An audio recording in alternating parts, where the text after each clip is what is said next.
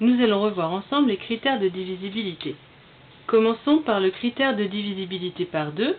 Un nombre entier est divisible par 2 s'il est pair, autrement dit si son chiffre des unités est 0, 2, 4, 6 ou 8. Par exemple, le nombre 214 est pair puisque son chiffre des unités est 4. Il est donc divisible par 2.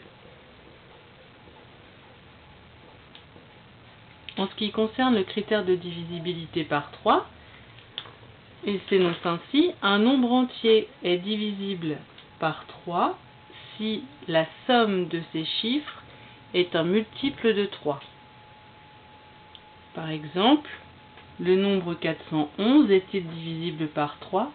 Pour répondre à cette question, nous devons additionner les chiffres 4, 1 et 1.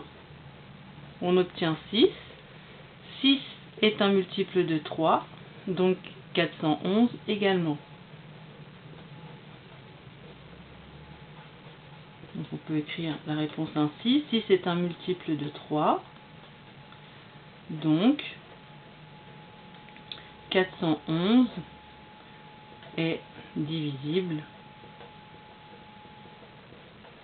par 3. Ou bien 411 est un multiple de 3. Pour 214 de tout à l'heure, est-il divisible par 3? Si on calcule 2 plus 1 plus 4, on obtient 7. 7 n'est pas divisible par 3, donc 214 non plus. Donc 7 n'est pas un multiple de 3, ou divisible par 3. Donc 214 n'est pas divisible par 3.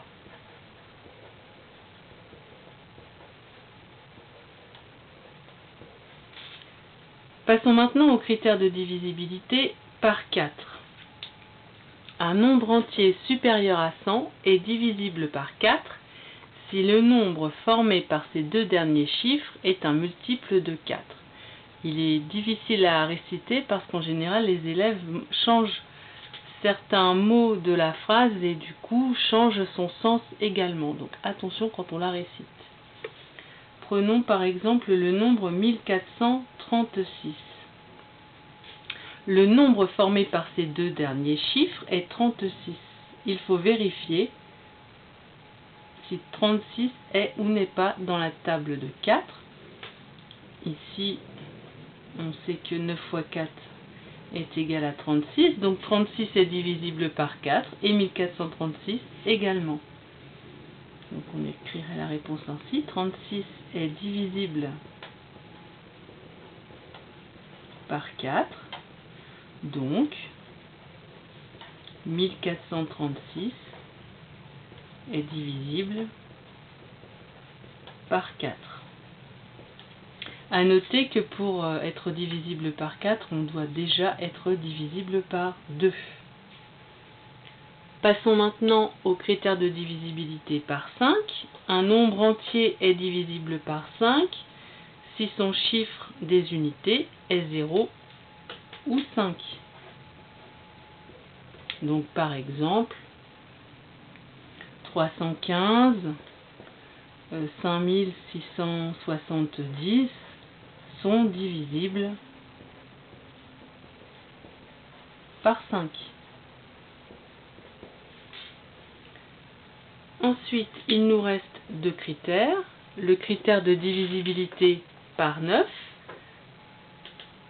Un nombre entier est divisible par 9 si la somme de ses chiffres est divisible par 9. Le même principe que le critère de divisibilité par 3. Donc, par exemple, 873. Additionnons les chiffres. 8 plus 7 plus 3. On obtient 18. 18 est divisible par 9, donc 873 également.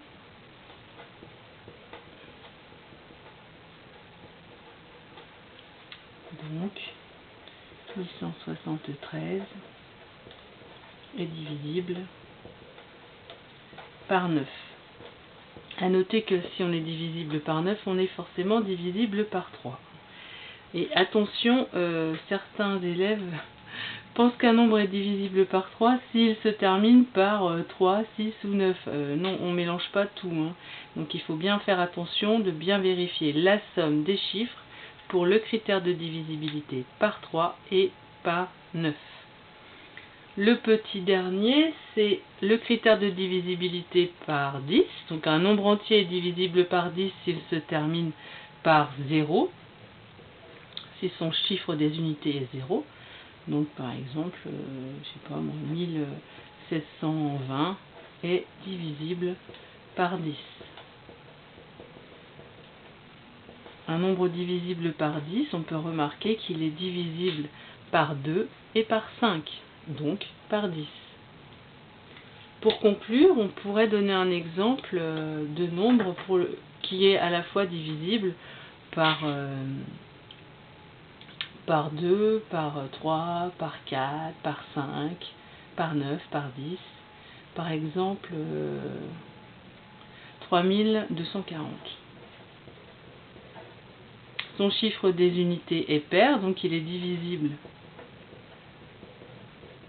par 2. C'est un 0, donc il est divisible par 5, par 10. Donc visuellement, 2, 5 et 10, c'est très rapide de le voir. Maintenant, pour le critère de divisibilité par 4, il faut observer le nombre formé par ces deux derniers chiffres, 40. 40, est-ce que c'est un multiple de 4? Évidemment, puisque c'est 4 fois 10. Donc,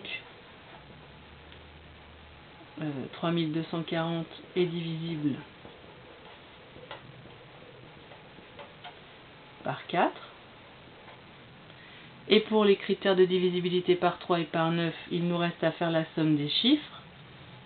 3 plus 2 plus 4 plus 0, 4 et 2, 6 et 3, 9.